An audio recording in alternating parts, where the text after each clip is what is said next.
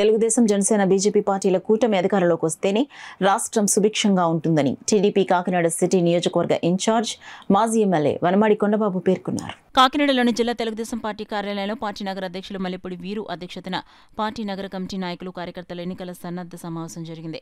ఈ సమావేశంలో ముఖ్య అతిథిగా మాజీ ఎమ్మెల్యే వనమాడి కొండబాబు పాల్గొని మాట్లాడుతూ వైసీపీ ప్రభుత్వ విధ్వంసకర పాలన నుండి కాకినాడను మనం కాపాడుకోవాల్సిన ఆవశ్యకత నేడు కాకినాడ నగర ప్రజలకు ఎంతైనా ఉందన్నారు.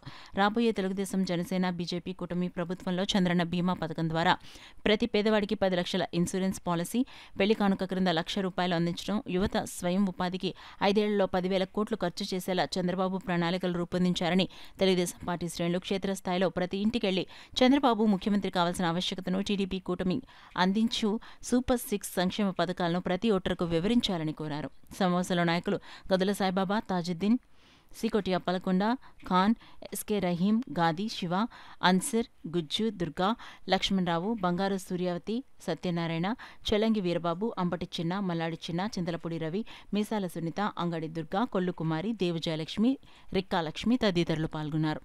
60 ఓటర్స్ ఒకరు ఉన్నారు, ఎవరైతే ఉన్నారో వాళ్ళని ఇన్వాల్వ్ చేయాలి, ఇప్పుడు మోటివేట్ చేయాలి. ఇంకా మనం అది మనం ఎప్పటి నుంచి తిరిగి కూడా డేటు మనం ఇస్తాం.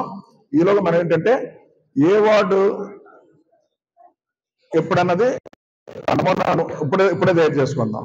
ఫస్ట్ ఏ వార్డుకి వెళ్దాం, నెక్స్ట్ ఫస్ట్ రోజు ఏ వార్డు, సెకండ్ రోజు ఏ వార్డు, డేట్లు తర్వాత ఇస్తాం. ముందేమో నోట్ చేయడం జరుగుతుంది.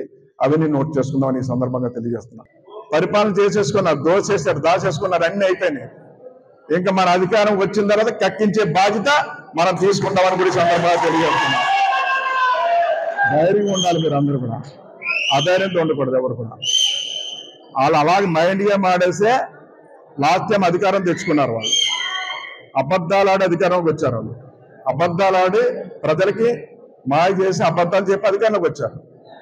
ప్రజలు ఆ రోజు నమ్మారు, అన్ని ఈరోజు తిరస్కరిస్తున్నారు. ప్రజలు కూడా భాగస్వాములు అవుతారు. ఈ రోజున ప్రజలు కూడా మోటివేట్గా చైతన్యపరచుకోవాలి. ప్రజలు కూడా సిద్ధంగా ఉన్నారు. అందరిని కూడా టచ్ చేసుకుని